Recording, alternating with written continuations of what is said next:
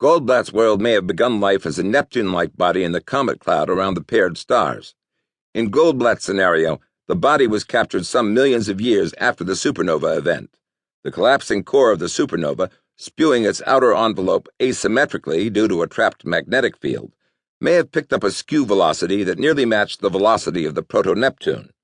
Robbed of its orbital velocity, Goldblatt's world would fall along a drastically eccentric orbit, passing very near Lavoie's star.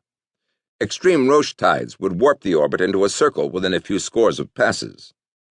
It seems likely that Goldblatt's world's orbit and the associated gas torus have been contracting for all of their billion years. Meanwhile, Lavoie's star has been cooling, since neutron stars no longer undergo fusion, maintaining a relatively stable balance of temperature in the smoke ring. Note that the Roche limit is never an absolute. It varies as the density of the orbiting body. A gas ball world may be within its Roche limit, and this one probably was. But the rock and metal core is dense. Goldblatt's world would have been well outside its Roche limit after the gas ball lost some of its gas, and the eccentric orbit became more circular. The planet is now no more than 2.5 times the mass of Earth. Sam Goldblatt, planetologist.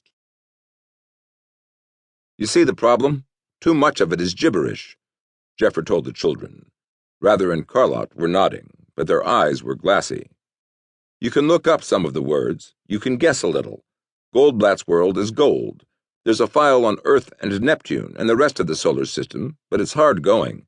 Roche tides, Roche limit, that seems to be a balance point between tide and some other force, maybe the same force that changes your orbit if you pass too close to gold.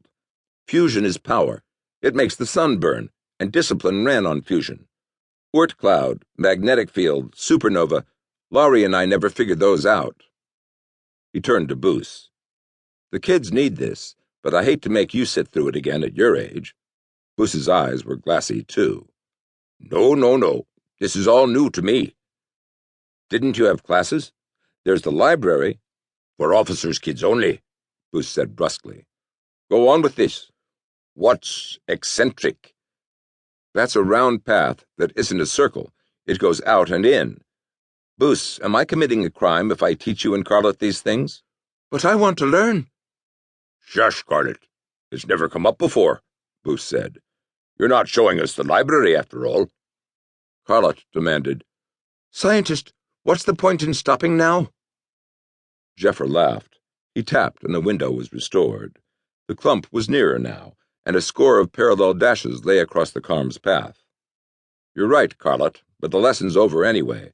We're getting too close. Debbie answered with a raspberry.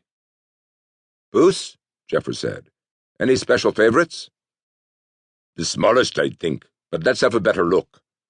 Boos disengaged his seat tethers and moved aft. Jeffrey, would you open those doors? Will do. He did. Boos, don't you trust the windows?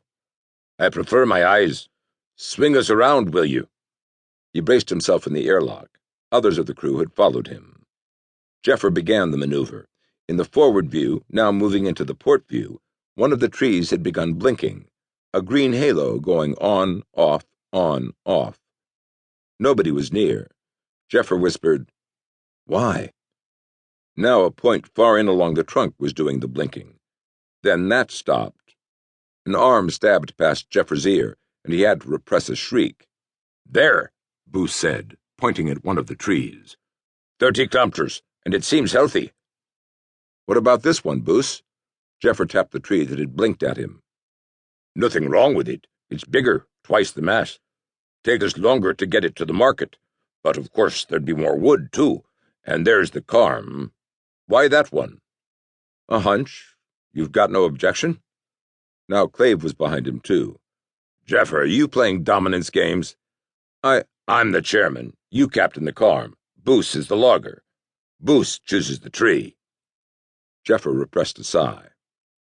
Yes, Chairman. Boos? Boos pointed to Jeffrey's selection. That one. 10 kilometers above the tuft, the wood of the trunk had grown to enclose a node of foreign matter. Jeffrey saw Boos catch his daughter's eye as Carlotte was